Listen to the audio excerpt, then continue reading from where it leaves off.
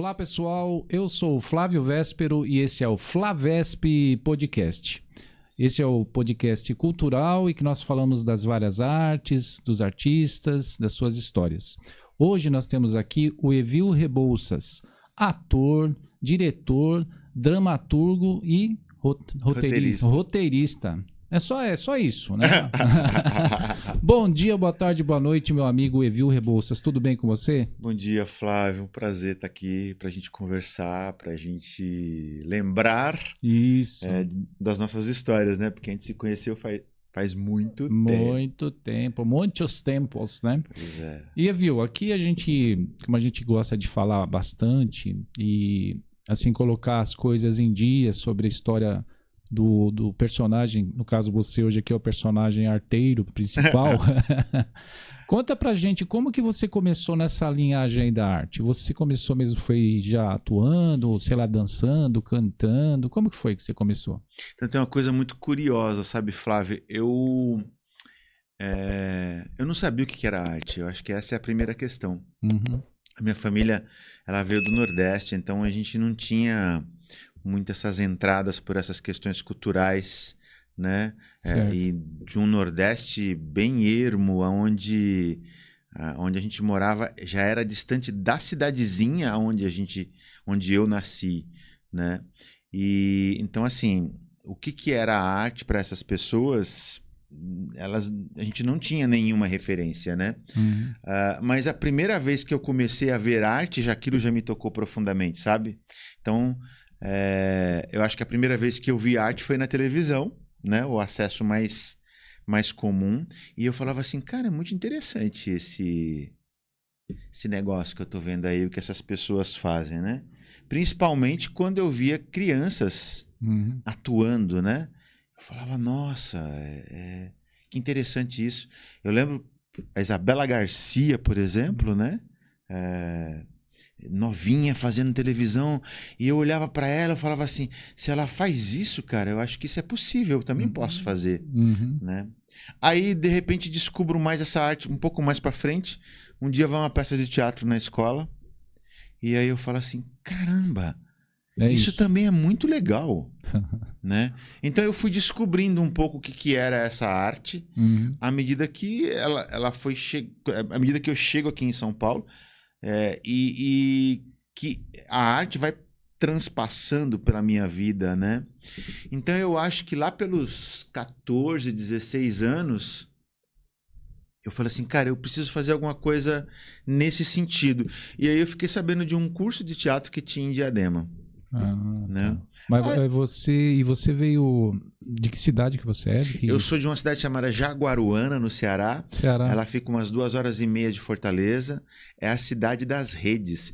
Alô, pessoal de Jaguaruana. Eu já voltei lá algumas vezes. Tem artista em Jaguaruana.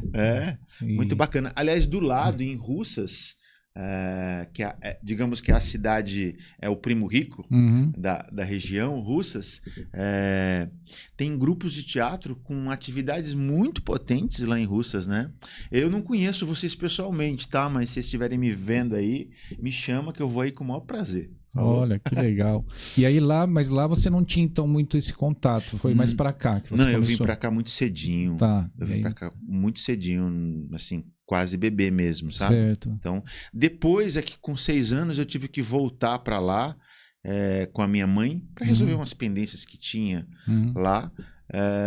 Aí eu lembro de mais coisas. Então a minha infância, essa parte da cidade onde eu nasci está permeada por esse momento que eu nasci, que eu não lembro de nada, e por esse momento onde eu volto com 6 anos mais ou menos, junto com a minha mãe. Ah, tá. Né? E aí você estava falando que você estava com 14, 16 anos, que aí começou a... eu fui fazer esse curso, fui ver, na verdade eu não fui fazer o curso, eu fui ver como que era, o que era aquilo.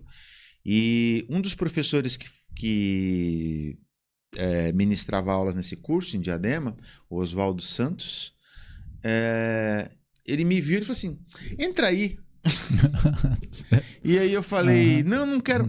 Entra aí, rapaz, não precisa fazer nada, é só escutar Pink Floyd e vai dançando, entendeu? E aí eu entrei, né? Muito medo, entrei. Mas foi muito legal quando eu comecei a pegar a vibe do Pink Floyd, fui dançando assim, não sei o quê, fazendo umas expressões corporais. Falei, nossa, é legal esse negócio, dá pra eu esquecer um pouco da vida, né? Dessa realidade da vida e tudo mais. Aí depois disso eu não parei mais. Foi assim, foi muito cíclico, as coisas foram acontecendo, né? Logo em seguida me chamam para fazer uma peça ali na Et Lauro Gomes, né? Fiquei ensaiando essa peça durante quase 2 anos. Essa peça não saiu. Vai pro Guinness Book, então, a peça que não saiu. Mas em compensação eu conheci uma amiga, que é minha amiga até hoje, que é a Yara Brasil, é aqui de São Bernardo. A Yara também era apaixonada por teatro, fazia o par romântico comigo nessa peça na Et. E a Yara prestou Unicamp, e a Yara se formou pela Unicamp, entendeu? E mais tarde a gente se encontra. Foi muito bacana, né? Depois disso, aí eu fui prestar Antunes Filho, fiz Antunes Filho. Aí já estava um pouquinho mais crescidinho. Acho que eu já estava com 16, 17 anos. Sou muito ruim de datas e de idade, assim. Sou muito ruim para lembrar dessas coisas. E aí fiz Antunes. Aí depois do Antunes eu fui fazer Fundação das Artes, porque eu achava que eu precisava ter uma formação artística. Mas aí eu já fui fazer Fundação das Artes já profissionalizado. Eu não fui para tirar o DRT, né? Porque eu já tirei o DRT no Antunes mesmo, fazendo os espetáculos no Antunes. Né? Foi nessa época que foi o Atrás da Porta, não? Treino? Não. O Atrás da Porta é assim. O Atrás da... Primeiro vem Explode Seiva Bruta, que é a minha primeira peça. A sua primeira, tá. Né? Foi aqui também em São Bernardo. Em São Bernardo. Mas, assim, tudo nasceu em Diadema. Desse curso. Nesses tempos que eu fiquei atuando, me disseram assim, Evil, você tem umas ideias muito interessantes, você escreve muito bem, papapi, papapá. Por que você não escreve para teatro? Né? Eu falei, quer saber? Vou escrever sim, entendeu? Aí escrevi essa primeira peça, que é o Explode Seiva Bruta. O Branca, que é um amigo nosso, que a gente, saudoso Edemir Prachedes Branca, falou assim, ele era integrante do grupo Picadeiro aqui em São Bernardo do Campo, e ele falou assim, eu quero dirigir essa peça. Eu gosto muito dessa história, porque era a história de um feto na barriga da mãe, imagina. Isso no final dos anos 80, era algo muito... Sim, diferentão, tudo mais, né? E aí eu escrevi essa primeira peça, e esse grupo ele é formado justamente, a Companhia Arte Humus, que existe até hoje, né? Ela é formada inicialmente pelos integrantes desse curso livre em Diadema, no Teatro Clara Nunes. Olha. O Ayrton Dupin, que também até hoje atua em teatro. O João Quinot, que se tornou um artista plástico posteriormente, que já não está mais entre nós. O Paulo Avadoro, que depois se tornou um baita de um fotógrafo e hoje dá aula de música, acho que é em Bonito, em Mato Grosso do Sul. E a Alvini de Lima, uma menina da perifa de Parelheiros, que faz um tempão que eu não vejo. Alvina, um beijo, tá? A gente chama Alvini, é o nome artístico dela, mas o nome de nascimento dela é Alvina, que é o nome da minha mãe. O nome da sua mãe? O nome da minha mãe. E ela fez a minha mãe no Explode Seiva Bruta. Então, aí... Explode Seiva Bruta deu muito certo. A gente começou a ir para festival, participar de vários festivais e ganhar prêmios e tudo mais, e fazer bilheteria. Tanto que a gente falou assim, vamos juntar o dinheiro porque a gente quer fazer uma temporada em São Paulo, porque o top era ir para São Paulo fazer uma temporada no TBC e tudo mais. A gente conseguiu fazer uma temporada no Teatro Marcante, né? Que era um teatro do ladinho do TBC, porque era muito difícil conseguir uma pauta no TBC e a grana no TBC, né? E diante do que foi acontecendo com a Arte Humus, várias pessoas que também estavam nesse curso livre, com o Oswaldo e com o José Barbosa, falaram assim, a gente quer montar um grupo também, né? Que foi o grupo Talagarça, né? E aí, no grupo Talagarça, muita gente, e tudo amigo, né? E aí falei assim, você não escreve a peça pro grupo Talagarça? Escrevo sim, entendeu? Aí escrevi a peça pro grupo Talagarça, E foi onde a gente se conheceu, né? Conte justamente aí pra eles, pra eu não ficar só falando. Não, a história é assim, a gente tinha uma amizade, né? O Branca, eu conheci o Branca, inclusive, antes, no comecinho dos anos 80, ele dançando num curso que a gente fazia de música e também tinha dança. E ele participou em 81, Teatro Cacilda Becker, ele dançando. Sim. Ele fez aquela coreografia da música Me sinto um tolo como viajante pela tua casa. Ele fez sozinho, solo, muito lindo. Lindo, né? E 81. E aí a gente pegou uma amizade por uma coincidência também. Ele era amigo de uns amigos que a gente estudava junto, né? Que a gente conversou aqui. Um pessoal da época também do colégio e tal. E aí virava e mexia, eu dava aula para alguns, ou ia lá tocar, e a gente foi se conhecendo ali. Aí um dia o Branco falou, Flávio, tem uma peça tal... Tem umas músicas suas aí que eu ouvi, umas outras, vamos ver aqui, tal.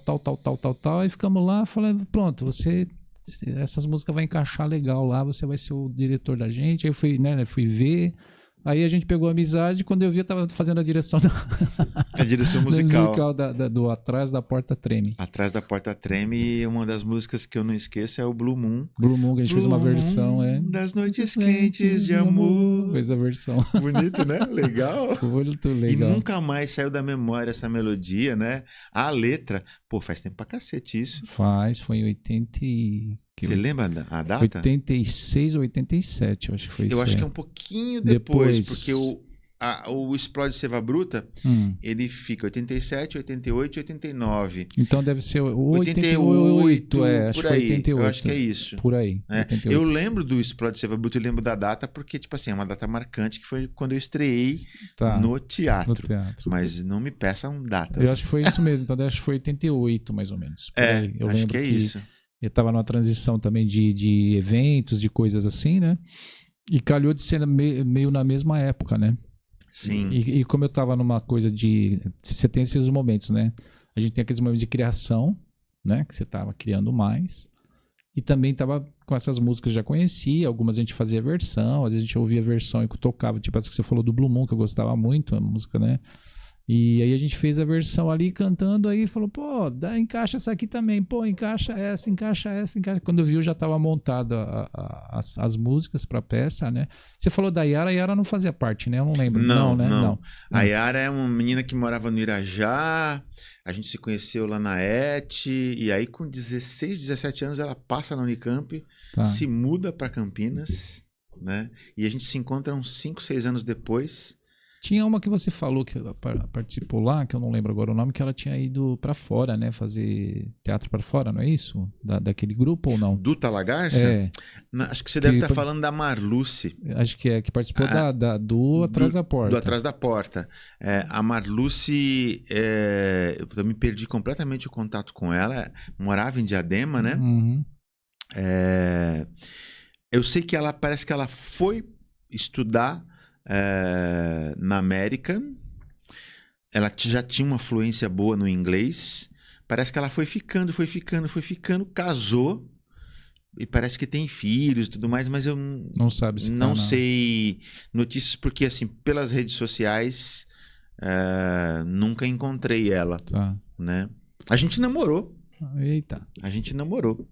Ficamos quase 3 anos namorando, eu acho. Tempo passa, né? Tempo passa. Evil, meu amigo Evil, e aí? Como é que foi depois? Você então fez o Atrás da Porta Treme, e aí o que foi seguindo os passos? Então, eu lembro que teve esse foco inicial no grupo de teatro, né? Na Companhia Arte Humus. E aí, quando eu presto para o Antunes Filho,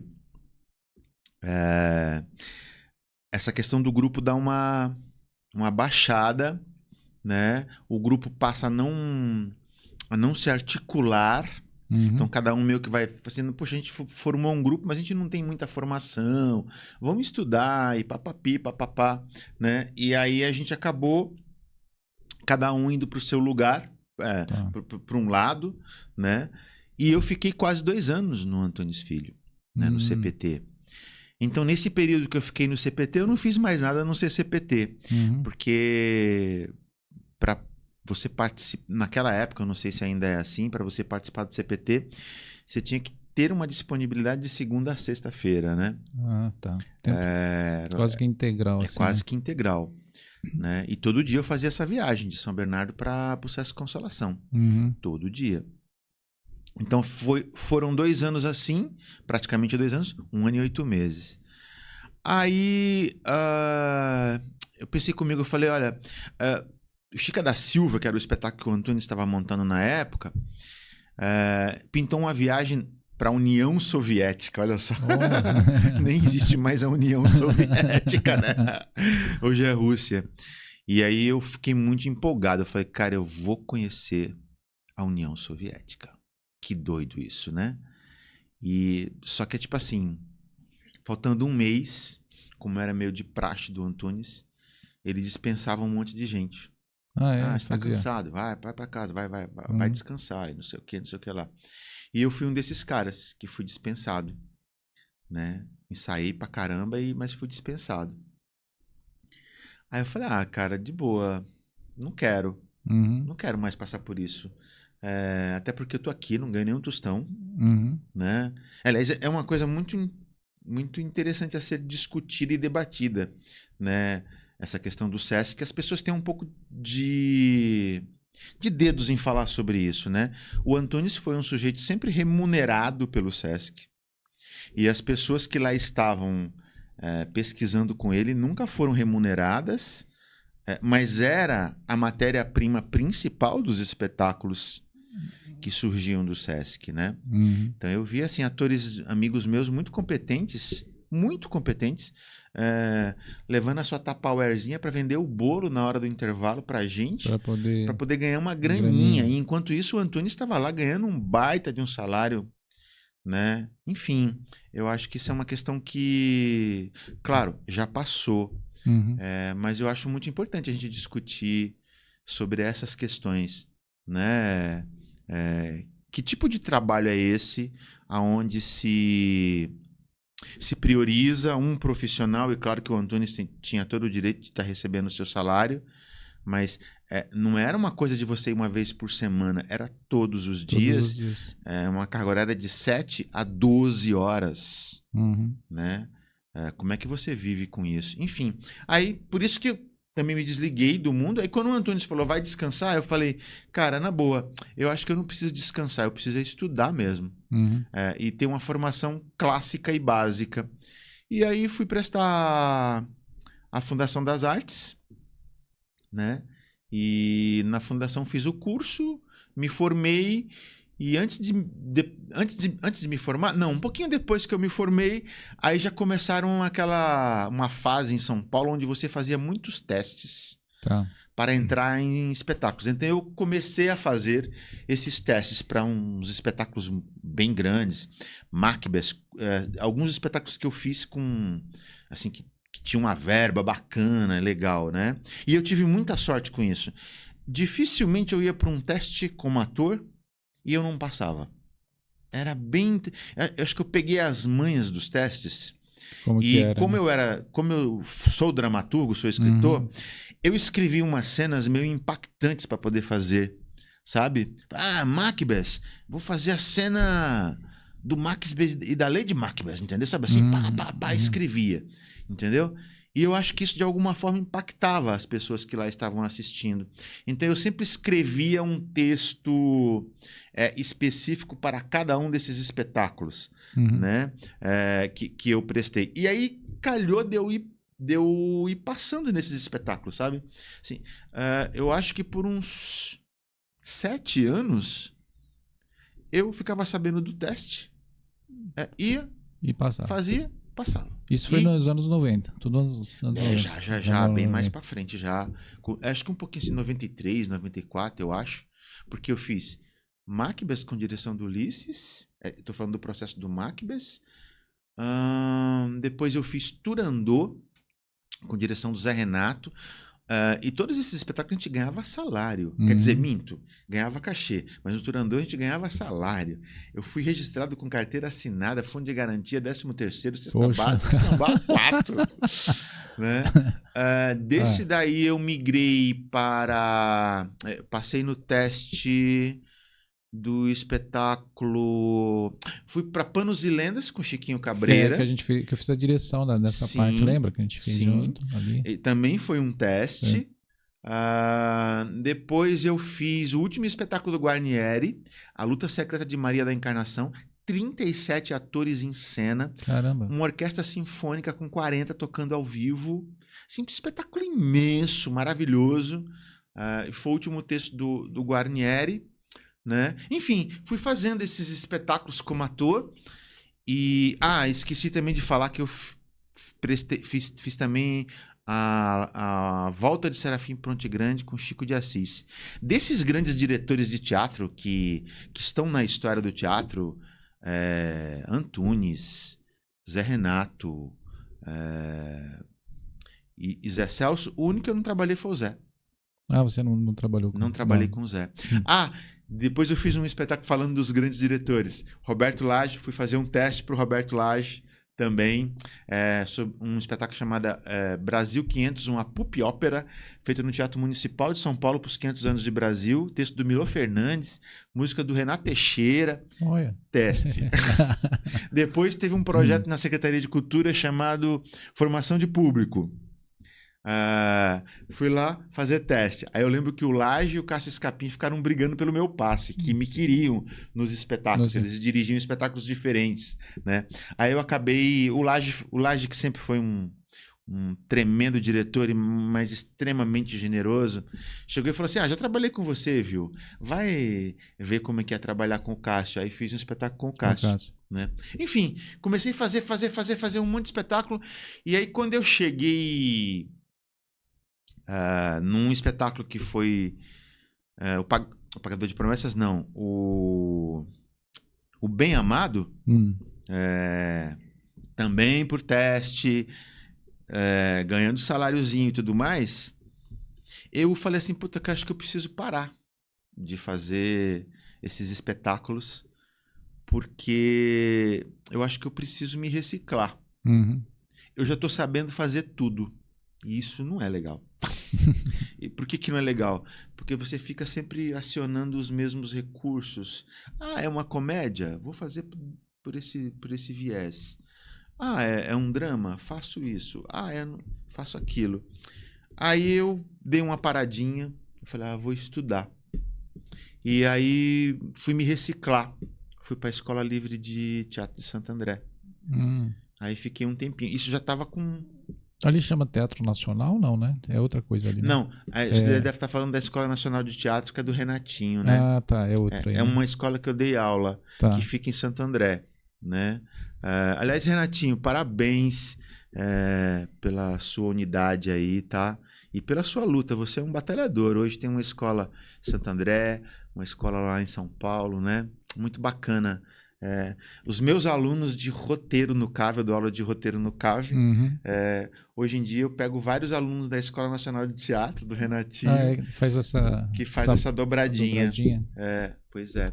Enfim, aí eu fiquei um tempo na Escola Livre de Teatro de Santo André, e aí cai a ficha de novo no sentido de dizer, pô, cara, eu acho que você precisa voltar a fazer as suas coisas. Você já foi muito trabalhador para os outros, fazendo os personagens que os outros diziam que você tinha que fazer e tudo mais, e sempre escrevendo, né? Sempre escrevendo. Aí bateu para você fazer uma coisa sua. Aí eu falei, eu preciso voltar a estudar, a me reciclar. E aí acontece uma coisa muito inusitada na minha vida.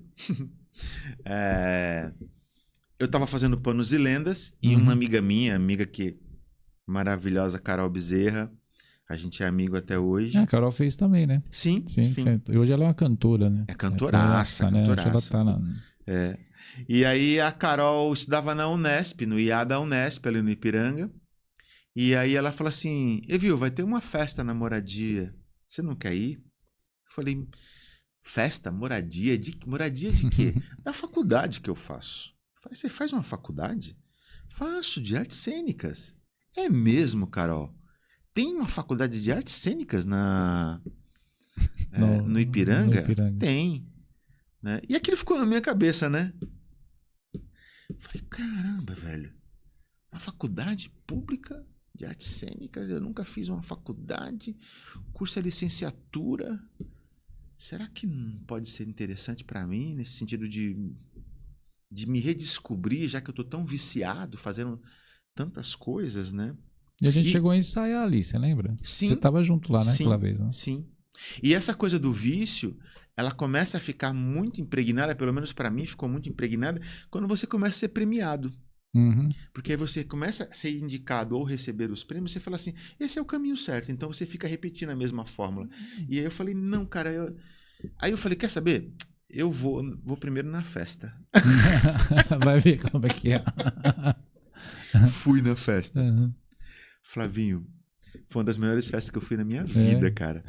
Porque assim, as pessoas daquela festa eram muito especiais. Uhum. E aí eu saí de lá dizendo assim, cara, depois de 15 anos fazendo teatro, já vivendo de teatro, será que eu tenho ainda espaço na minha vida para entrar numa faculdade, começar tudo do zero? Né? Aí compartilhei com a Carol. Uhum. Ô Carol, como é que é esse vestibular? Como funciona? Fazia o quê? 17 anos que eu não estudava, entendeu? Ela falou assim, viu, você tá pensando em entrar lá? Cara, não. Você já tem 15 anos de profissão e, assim, é molecadinha, 17 anos que tá chegando, que às vezes nunca teve nenhuma experiência com teatro, né? Então eu acho que você não vai. Você vai estar roubando uma vaga de alguém, né? Falei, putz, não tinha pensado nisso, né? Aí rolou uma outra festa. E dessa vez a festa era com o pessoal de cênica, música e plásticas. E aí a festa foi muito melhor, entendeu? Falei, cara, não. Independente desse curso ser ou não ser legal, eu vou porque eu gostei desse povo. Eu vou não, né? Eu vou prestar o vestibular porque eu gostei desse povo, entendeu? E aí eu comecei a estudar para algumas disciplinas que estavam muito defasadas. Tipo, eu estudei geografia, né? E já, naquela época já era geopolítica, entendeu? Então, tipo assim, mano, você tem que estudar algumas coisas, né? E aí eu lembro que eu estudei português e estudei geografia e um pouco de história. E fui prestar o vestibular, não contei para ninguém. Eu falei, meu Deus, depois de 17 anos, né? Vai escondido, né? Fui escondido. E não é que eu passei, cara. Passou. Eu passei na primeira fase, na segunda e depois passei na terceira, né? E no primeiro mês de faculdade, eu ficava assim, compro o caderno ou não compro? Sabe? Porque realmente era aquilo que a Carol tinha falado, tinha umas coisas que eram muito básicas. Mas, cara, depois eu fui entendendo que o meu lugar ali não era o lugar do cara que tinha 15 anos de profissão, mas era o lugar do cara que estava indo para jogar com pessoas que não tinham nenhuma experiência. E foi uma das melhores coisas da minha vida. Que legal, né? E foi a partir daí que eu enveredo para dar aula, porque nunca foi uma ambição minha. Nunca achei que eu tivesse capacidade para isso. Sempre achei que eu fosse muito mais potente como ator. E hoje em dia, passado todo esse tempo, eu confesso para você que eu gosto de tudo. Eu gosto de escrever para teatro, eu gosto de escrever para cinema. Amo atuar em cinema.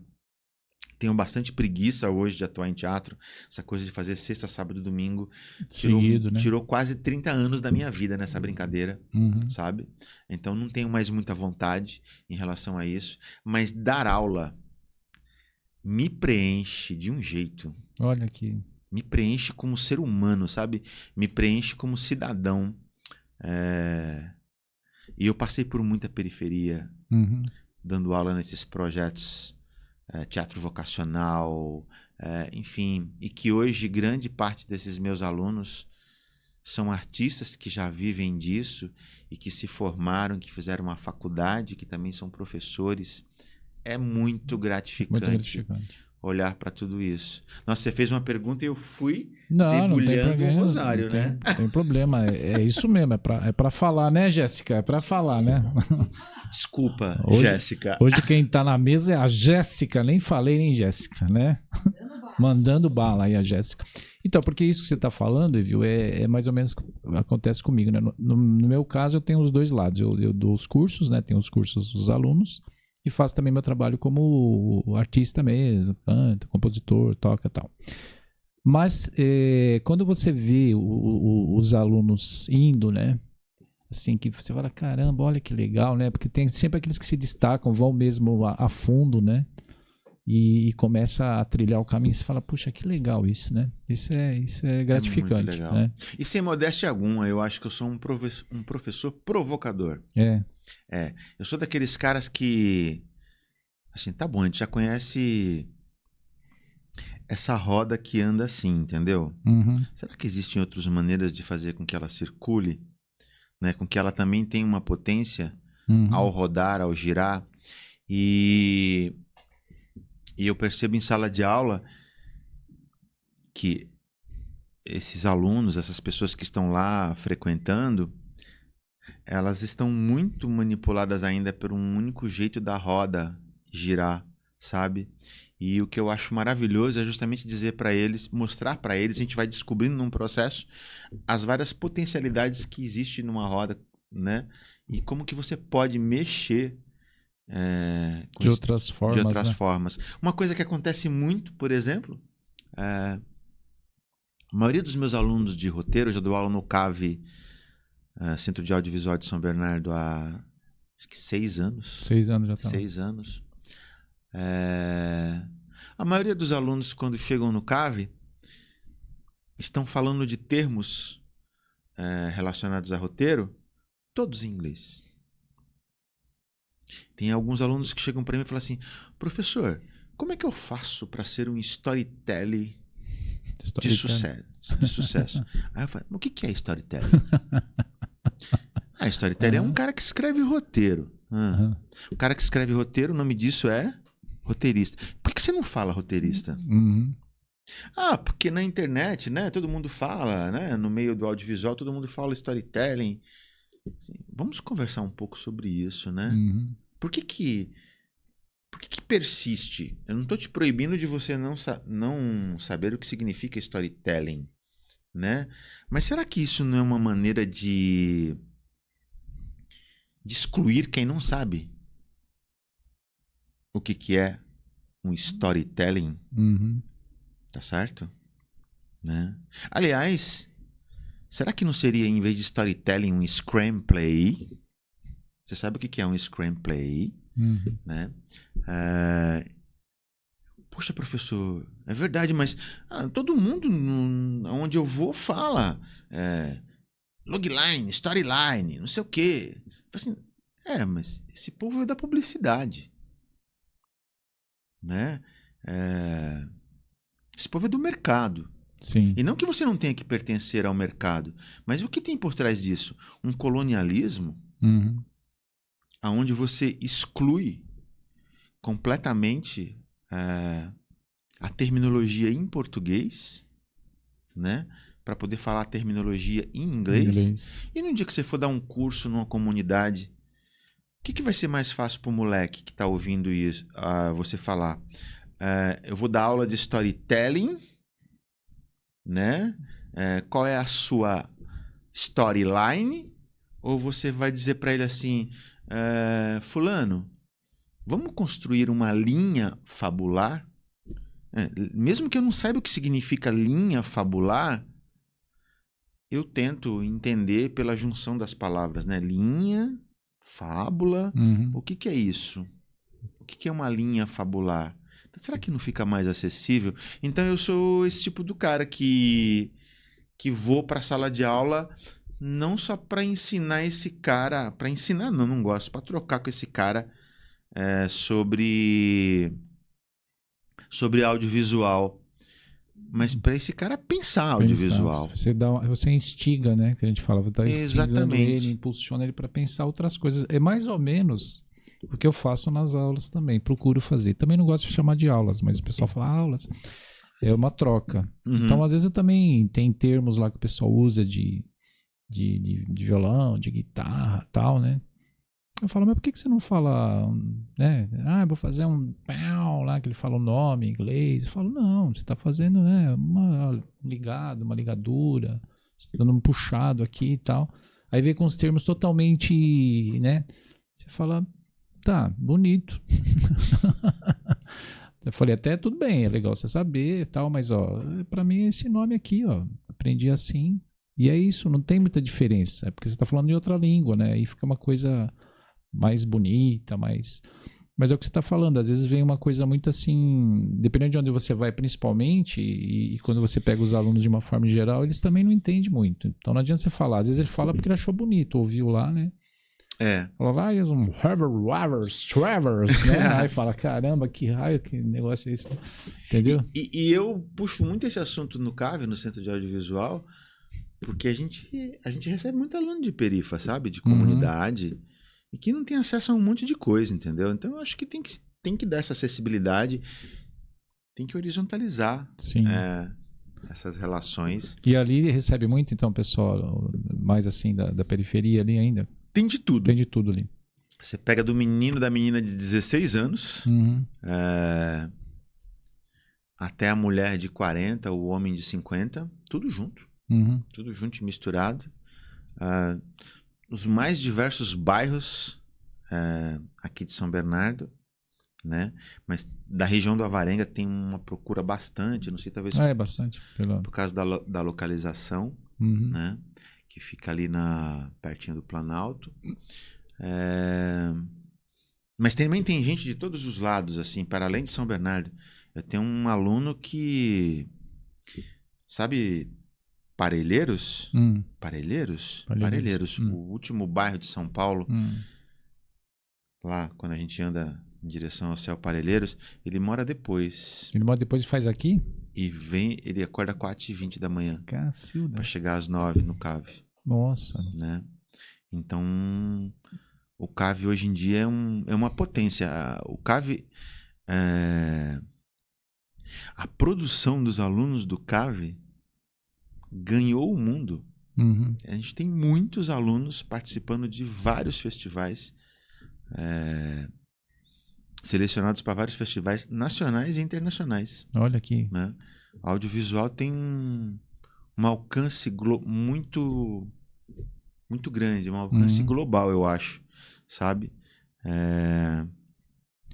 E eu acho que daqui mais um tempo, se o CAV persistir, né, enquanto escola, eu acho que essa cidade volta a ser um polo de produção cinematográfica muito grande, muito interessante. Eu acho que já está produzindo bastante coisa.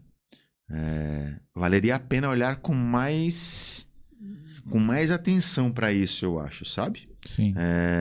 No sentido de uma economia no audiovisual aqui em São Bernardo do Campo. Né? Que é o que a gente, o pessoal que tem vindo aqui, que a gente conversa muito, inclusive de aulas também, a gente conversou bastante sobre alguns termos assim, alguns assuntos, né? E o pessoal também de arte, assim, de arte de música, mesmo de teatro, de dança, de escritores, poetas. Aqui, principalmente em São Bernardo, o ABC de uma forma geral, mas São Bernardo principalmente é um celeiro de arte, né? Então todos nós sempre estamos ali à procura de alguma coisa que você possa, né, engajar o seu trabalho, não só o trabalho, como você falou, às vezes o artista mesmo, mas o trabalho também, que também é de artista, mas esse trabalho de você dar aula, de você ensinar o pessoal, de você trocar, né? E a gente sente isso, que falta uma estrutura, uma vontade, né, para você poder ter isso em mãos para fazer, que é o que a gente estava conversando em off aqui dos teatros também, da possibilidade de você fazer um trabalho para mostrar, né? Sim. Que aí tem aquelas dificuldades burocráticas, dinheirísticas, né? né? Cara, eu sou de uma época em São Bernardo do Campo, dessa cultura efervescente, que tinha o Curto-Circuito, que era aquele projeto maravilhoso que levava teatro para todos os lugares de São Bernardo. Eu fui várias vezes fazer peças de teatro atravessando a balsa. Né? Eu fui em todas as mostras de cinema que tinha no Elis Regina, cinema nacional. Todo ano tinha a mostra de cinema nacional. E lá eu estava batendo cartão. Então, se eu estou no audiovisual hoje, também é por conta disso.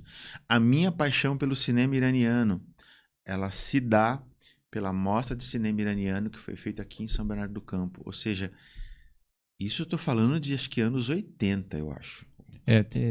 Eu acho que tinha bastante começo já nos 80. Já é meio final dos anos 80, né?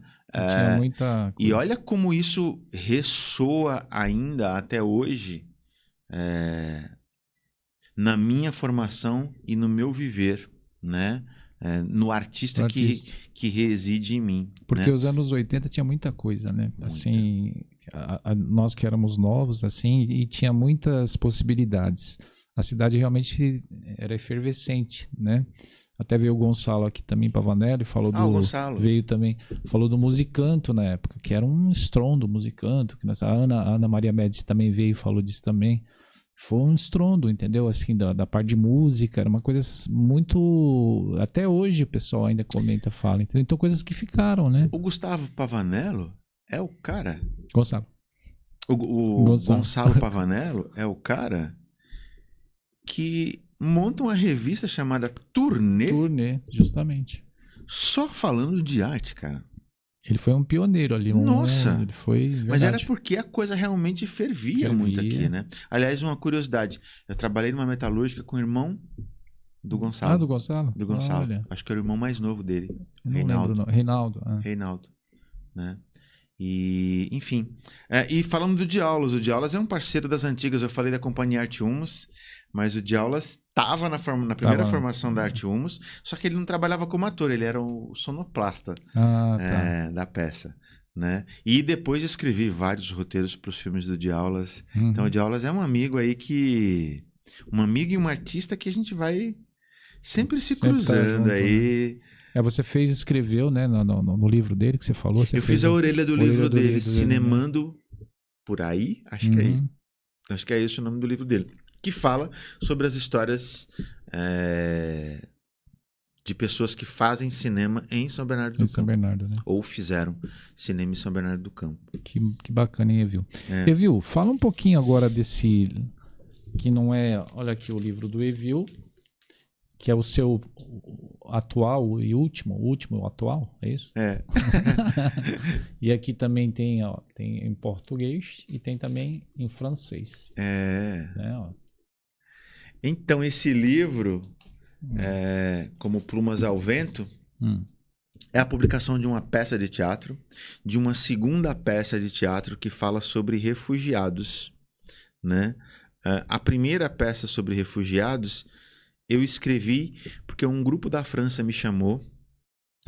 Um grupo da França ficou sabendo que a minha pesquisa no meu mestrado, que virou um livro também, que está aí para ser vendido, vocês encontram por aí, a dramaturgia e a encenação no espaço não convencional. Eles ficaram sabendo que eu pesquisava dramaturgias para o espaço não convencional. Como escrever para o espaço não convencional. E esse grupo ocupa uma fábrica aos arredores lá de uma cidade, né? Um galpão industrial imenso, imenso, imenso.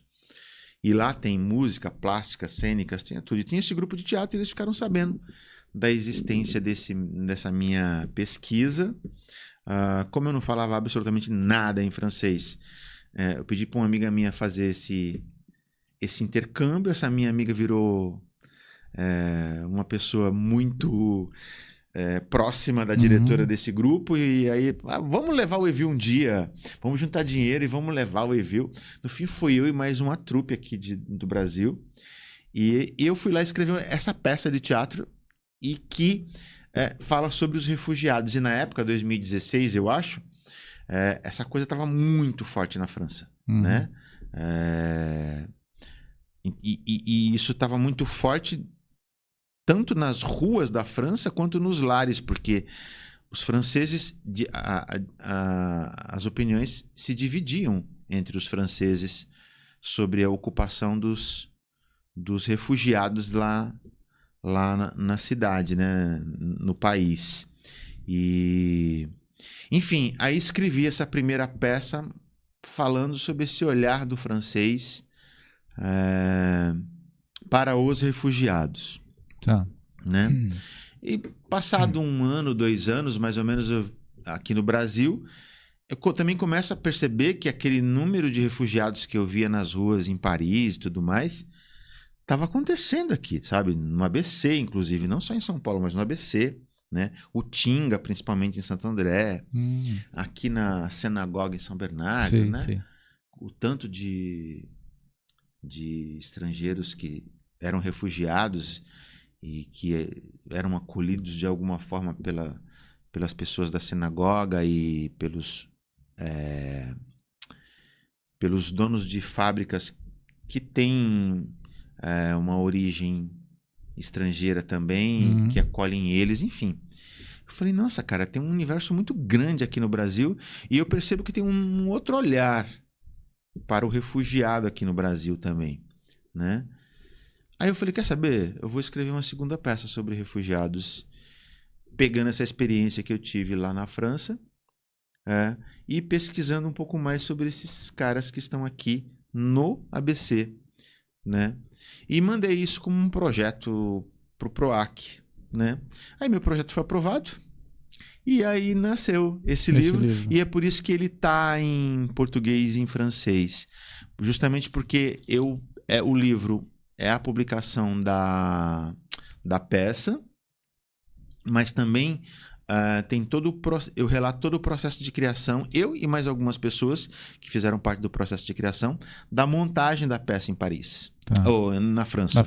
Né? A cidade onde foi montada essa peça sobre refugiados chama-se Châteauvillain, fica a 2 horas de Paris. Né? É mais ou menos isso, esse livro está aí. Esse livro pessoal, está à venda eu ia te perguntar como que faz nas plataformas. Nas plataformas, aí se jogar o título do livro, aparece lá para comprar. Tá super baratinho, gente. Tá R$30. Olha aí. Essa foto foi eu que tirei lá da cidade. Olha, né, só. Também.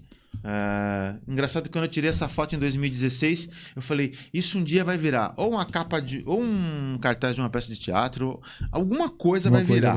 Porque eu achei isso muito bonito. Acho que eu não tenho capacidade para poder fazer umas 10 dessa, então eu vou guardar essa, entendeu? Aí eu falei, cara, vai ser essa foto. Muito legal, muito interessante. Como nós estamos aí, Jéssica, chegamos já nos meio finalmente. Estamos aí quase pertinho ali dos finalmente. No pênalti já? Já no pênalti. O papo é bom, a partida passa rápido, né? E aí, pessoal, eu estou aqui com o meu amigo Evil Rebouças, vamos ver se eu falo certo agora, atenção, ator, diretor, dramaturgo, roteirista e, por que não, escritor também, olha, também conta as coisas aqui, tá? Você quer saber, ó, procura no livro lá, né? E Evil, pra gente então dar o nosso finalmente,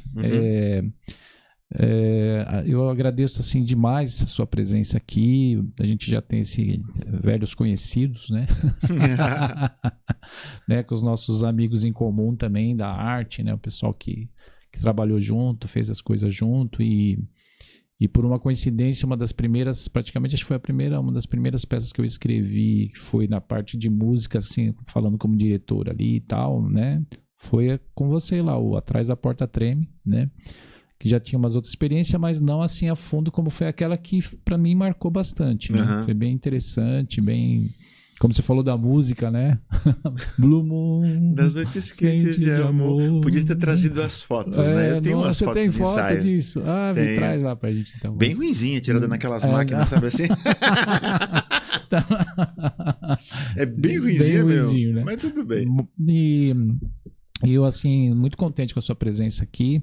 E a gente vai ter outras oportunidades de estar junto em outras coisas, em outras entrevistas, em outros projetos, por que não, né? Estamos com certeza. Aí, né? Já fizemos algumas coisas junto. Então agora para o pessoal saber como que te acha, como que fala com o Evil, e para você também dar o seu último recado aí para o pessoal, fala o que você quer falar aí para a turma, do que você já também, mais alguma coisa que você já fez ou vai fazer, dá um recadinho seu aí, tá bom? Tá, e seus contatos. Tá bom. Vocês me encontram no Instagram, né? Evil Rebouças, Evil com 2 L's. Rebouças. Vocês também me encontram no Facebook. E são só essas duas redes. Porque eu não tenho muita paciência lá. É mais para contatos mesmo. Eu não sou um cara que publica, sabe? Então, tipo assim, não precisam me seguir. Eu tenho muita preguiça disso. Né? Se alguém quiser me assessorar, eu aceito. Mas eu não quero virar escravo disso também. Né? Que mais que você falou? Projetos futuros? Se tem algum projeto futuro aí que tá rolando. Cara, eu tenho muita coisa de cinema na área de roteiro aí. Tem... Acho que talvez surja aí para eu escrever e dirigir um documentário. Aqui em São Bernardo ainda não posso adiantar, mas é aqui sobre um fato curioso aqui de São Bernardo do Campo. Tem um outro documentário que me chamaram para poder fazer o roteiro. Eu tenho um longa que eu preciso terminar, que eu comecei, mas eu não terminei esse longa. Existe um outro longa para ser feito também. Acabaram de me chamar para escrever uma peça de teatro. Então, assim, na área da escrita, principalmente... Tá rolando bastante. Sempre rolou. Sempre rolou. Sempre rolou. E foi sempre o que mais rolou. Né? E as atuações que eu gosto muito de fazer, mas principalmente em cinema. E é isso aí, a gente vai recebendo convite e vai fazendo à medida que vai acontecendo, né? É basicamente isso. E eu pretendo retomar a Arte Humus desde 2018. Logo em seguida já entrou pandemia, a gente não fez mais nada, mas eu pretendo muito retomar a Arte Humus com o pessoal, para a gente fazer alguma coisa no teatro, mas aí eu dirigindo ou escrevendo, né, e não atuando. Para voltar a atuar no teatro agora, não digo que não, mas vou pensar bastante. Vai pensar, né? Tá bom. Evil, muito obrigado de novo, de coração, por você estar aqui com a gente, ter vindo aqui de coração mesmo, aceitado nosso convite de participar do programa com a gente aqui, pessoal. Acompanhe lá o Evil Rebouças. Esse aqui tem história também para contar, hein? Esse tem história, tem arte na veia. E como ele falou aqui, tem muitos projetos ainda que vão rolar aí. Logo, logo a gente vai saber aí do que o Evil está fazendo na área do cinema, do teatro, né, nesses cursos que ele dá também, que é muito interessante para a gente acompanhar, que é um artista aqui da cidade, né? Apesar de não ter nascido aqui, mas é um artista que vive a cidade, certo? Sim. E me ocorreu uma coisa. Eu acho que a gente deveria dedicar esse programa para o nosso amigo Norton Dias. Sim. A gente descobre hoje, eu e Flávio falando sobre lembranças lá da nosso tempo de jovem, que a gente faz tudo mais. Coisas. E aí eu falei, Flávio, eu tenho o contato do Norton Dias, né? Ele tá no Facebook. E aí a gente entra e eu começo a mostrar as fotos pro Flávio hoje, antes de gravar esse programa. E a gente descobre que o Norton... Se foi, né? Se foi, ele não tá mais aqui entre nós desde 2021. Então, Norton, você que era uma alegria em pessoa, né? Sim. Irmão adotivo do Branca. Sim. Que vocês estejam fazendo arte aonde vocês estiverem aí, que vocês sejam luz, porque vocês sempre foram luz aqui, né? Sim, verdade. Conheço. A gente... comecinho da escola lá nos anos 80, a gente muito junto, tocando, cantando, que a gente gostava de cantar, né? A gente fazia as coisas junto. E foi assim que a gente se conheceu também, eu e você, né? Nessa turma aí. Pois é. E a vida segue, né? Sigamos com a arte e vamos fazer aqui em homenagem ao nosso amigo Norton Dias, né? E pessoal, agora é comigo, certo? Certíssimo. Depois desse papo muito bom, esse papo aqui com o meu amigo Evil Rebouças, e que ele falou também do livro, vou falar de novo do livro dele aqui, ó. Vê lá nas mídias sociais, lá você acha, tá bom? Ó, Como Plumas ao Vento, Evil Rebouças, tá bom? E agora, pessoal, você que está aí do outro lado, que está acompanhando esse nosso projeto, é um projeto cultural, né? Um podcast cultural, que nós falamos o quê? Nós falamos da arte de uma forma em geral. Nós falamos dos artistas, né, que são esses personagens. Nós falamos da arte que ele faz. Nós falamos da sua história. Então, se você quer ser um apoiador do nosso projeto, um patrocinador, viu lá, gostou, falou, poxa, que legal isso aqui, para a gente poder estar trazendo mais artistas, trazendo mais as pessoas que fazem arte realmente aqui, não só na cidade de São Bernardo, mas no ABC em geral, em São Paulo, enfim. Você pode ser um apoiador. E como que você faz isso? Aqui, que eu nunca sei onde o pessoal põe, tem um QR Code que vai aparecer, né? Eu nunca sei onde está o QR Code. Deve ser pra né? cá, ó. Aqui, mas deve ser mais pra cá, aqui, né? aqui, eu não sei, aqui, por tá? aqui. Então você pega e pimba, né, no QR Code, né? Certo? Você dá uma pimba aí no QR Code e você vai ser um apoiador da gente, um patrocinador, né, que vai estar com a gente no projeto. E se você também quer impulsionar o nosso podcast para outras pessoas verem, para você mostrar, para aparecer mais no YouTube, enfim, para estar também dando aquele glamour na coisa, aqui também vai aparecer um sininho, que deve aparecer aqui embaixo, né? Certo? Aqui, né? Aqui embaixo é aqui, né? Não aqui, né? Embaixo. Né? Aí você vai lá e pof! Pronto, você se inscreve, né? Fala, ó, estou aqui no Flavesp Podcast, né? Flavinho, é aqui, é aqui, ó. é aí, aqui, ó. é aí, ó. Não é aqui no fundo, é aqui na frente. Tá, que eu nunca sei onde tá. Aí você vai também se inscreveu, pronto. Aí você está ajudando a gente a impulsionar, aparecer, enfim. Tá ali nas redes sociais e no YouTube, tá bom? Nós agradecemos demais, mais uma vez aqui o Evil, você que está conosco do outro lado, por esse momento que a gente gosta muito de estar sempre falando dos artistas, tá bom? Muito obrigado. Esse é o Flavesp Podcast. Eu, Flávio Véspero, agradeço de coração a vocês. Muitíssimo obrigado e até a próxima. Ok, pessoal?